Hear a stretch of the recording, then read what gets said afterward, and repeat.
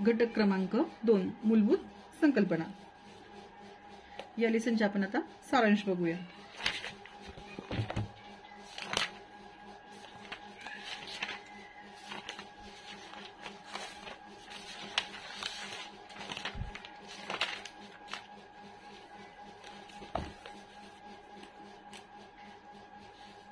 एका विशिष्ट काळात निर्माण केलेल्या वस्तू व सेवा यांचे पैशात व्यक्त केलेले मूल्य म्हणजे राष्ट्रीय उत्पन्न।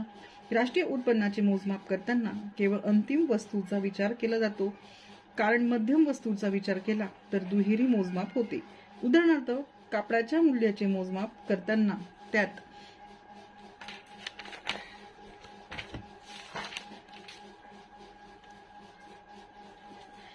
कापसाचे मूल्य समाविष्टच असते।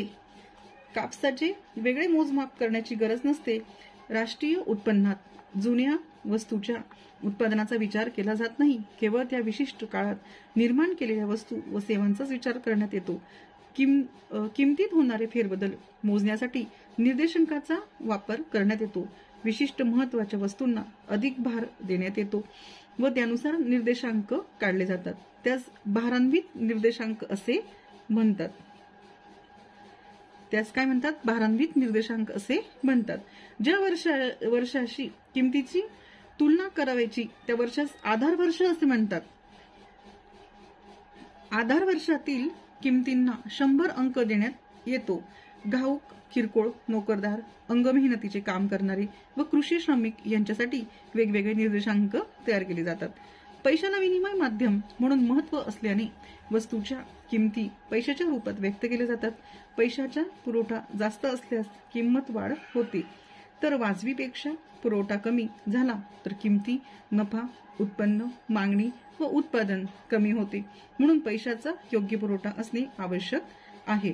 उपभोग्य वस्तू व सेवा यांच्यावरील होणाऱ्या खर्चास उपभोगावरील खर्च म्हणतात। सरकारी विनियोगाचा स्वतंत्रपणे विचार करण्यात येतो। सरकारी अर्थसंकल्पाचे महसुली अर्थसंकल्प व भांडवली अर्थसंकल्प असे 2 प्रकार पडतात। महसुली अर्थसंकल्पात उपभोगाचा तर भांडवली अर्थसंकल्पात गुंतवणुकीचा विचार होतो। जेव्हा आपण निर्यात करतो तेव्हा आपणास परकीय चलन मिळते, तर जेव्हा आयात होते तेव्हा आपणास पैसा द्यावा लागतो।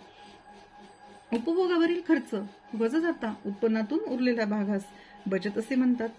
केलेली सर्व बचत गुंतवली जातेच असे नाही।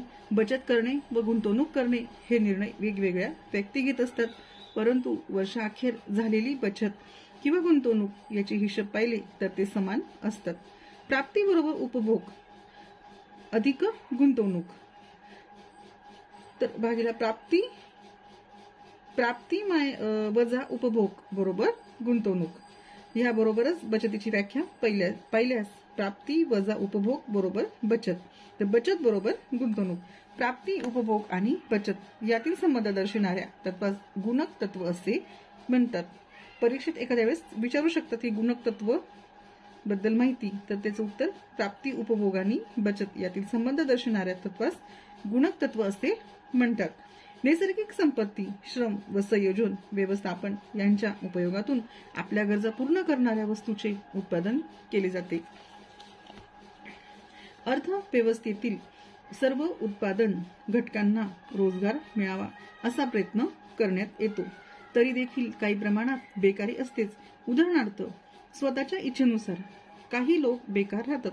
खुली अर्थव्यवस्था आपोआप पूर्ण रोजगार गाठे अशी अभिजात अर्थ तज्ञांची समजूत होती, परंतु जागतिक मंदीने तो समज खोटा ठरविला।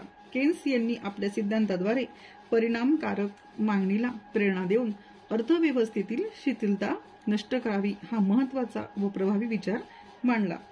समग्रलक्षी अर्थशास्त्र संपूर्ण अर्थव्यवस्थेचा विचार करीत असल्याने समग्रलक्षी अर्थशास्त्राची धोरणे विस्तृत व दीर्घकालीन असतात।